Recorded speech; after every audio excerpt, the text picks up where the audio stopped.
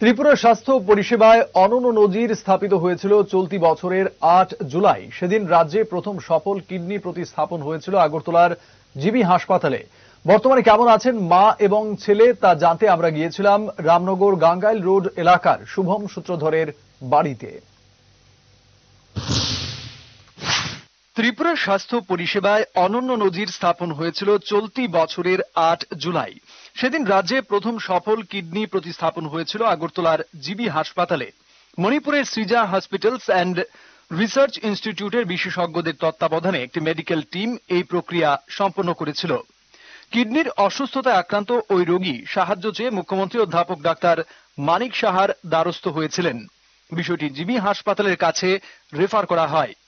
সেই মতো প্রস্তুতি শুরু করে হাসপাতাল কর্তৃপক্ষ।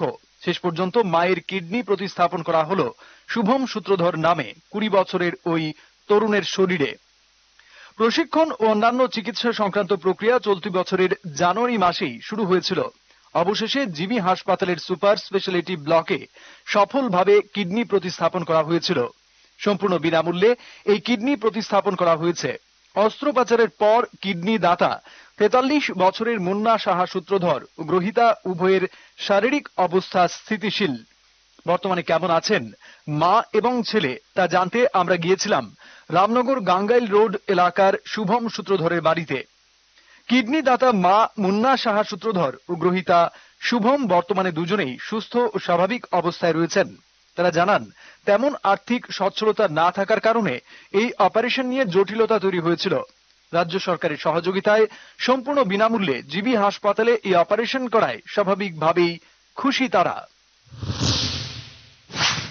আমার তো স্যার স্বপ্নের মতন, মুখ্যমন্ত্রী স্যার যেন আমার এটা করলো, আমি তাদের কাছে খুব কৃতজ্ঞতা।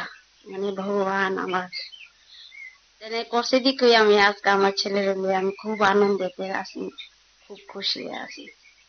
তাই ঠাকুরের কাছে আশীর্বাদ করি তাই যেন আরো উন্নতি করুক ভবিষ্যতে। আর এই যে জিবি হাসপাতালে কিডনি ট্রান্সপ্লান্ট করা, আপনি কি কোনো সময় ভেবেছিলেন যে এই জায়গায় কিডনি ট্রান্সপ্লান্ট হবে, আপনার ছেলেটাই প্রথম, এসব এরকম কোনো সময় ভেবেছিলেন কি? ভেবেছি না কোনদিন যে এরকম হবে বা এরকম যেতে পারবো, এখানে গিয়ে সেটা করতে পারবো, বা আমার এরকম বাইরে তো অনেক অনেক টাকা আছে, আমার ক্ষমতা আসল না। মুখ্যমন্ত্রী স্যারের লেগে আমি আজকে এটা করতে পারছি বা সাকসেস হয়েছি।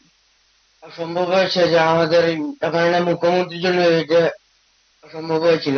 আর আমাদের জীবিত যেহেতু মানে যতগুলো ডাক্তার আছে তাদের জন্য হয়েছে, কারণ তারা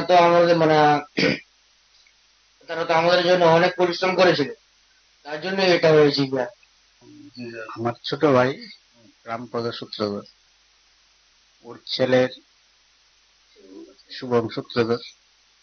আমার ভাইয়ের তো কোনো আর্থিক এমন কোনো সচ্ছলতা নাই, সে প্রাইভেট একটা গাড়ি চালায়।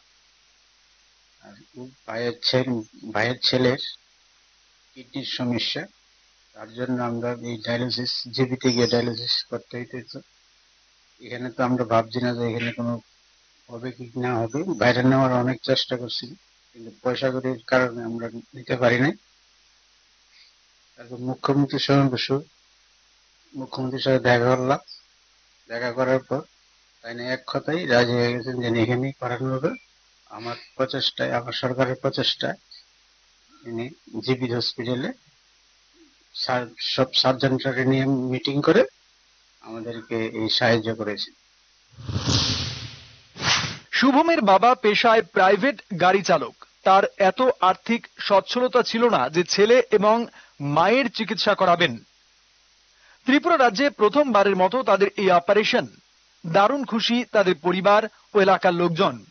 উল্লেখ্য, এ মাসের শেষে অথবা আগামী মাসের প্রথম সপ্তাহে জিবি হাসপাতালে দ্বিতীয় কিডনি প্রতিস্থাপন হতে চলেছে, জানিয়েছেন জিবি হাসপাতালের সুপার ডক্টর শঙ্কর চক্রবর্তী।